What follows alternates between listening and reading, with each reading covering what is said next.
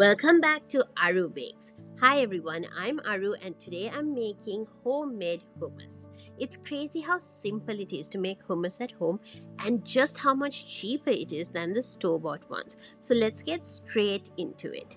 This is how I made this homemade hummus. Drain and wash a can of chickpeas. Rinse it well to get rid of any of the brine that it's been sitting in and then shake off the excess water. Pop the chickpeas into a blender. For a can of chickpeas, use about half a cup of tahini.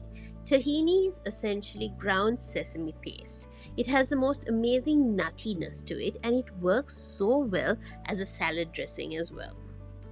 Then go in with the juice of half a lemon to start. We will be tasting and adjusting later. Add in 2 cloves of garlic and half a teaspoon of salt. And then start blending this until you get a smooth paste. If you're using dried chickpeas for this instead of the canned ones, just soak it in water overnight and then boil it until it softens.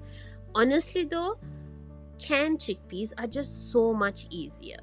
Halfway through the blend, just use a rubber spatula to mix any chickpeas that aren't getting blended in. At this point, add in 1/4 teaspoon of ground cumin and then blend again. Taste and adjust for lemon and salt to your liking.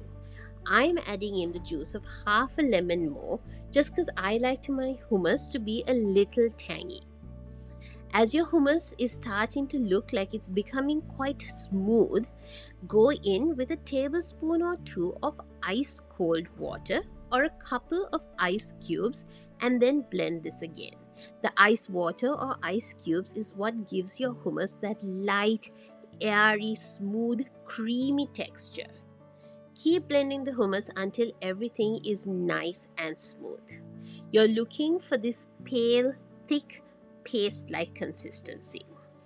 Guys, I've been on a bit of a Middle Eastern kick recently and last week I made some homemade falafel wraps. It's the perfect high-protein vegan meal. So do go check that recipe out. I'll link it here. When the hummus is ready, spoon this into a serving bowl. Always use a bowl and not a plate because it makes it easier to dip your bread in.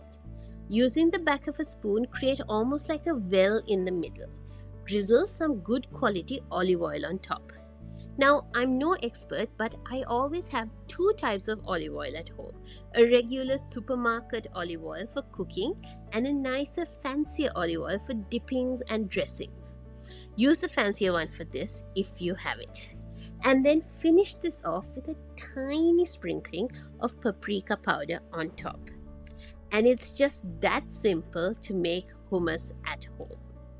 This can sit in your fridge in an airtight container for about 4 to 5 days.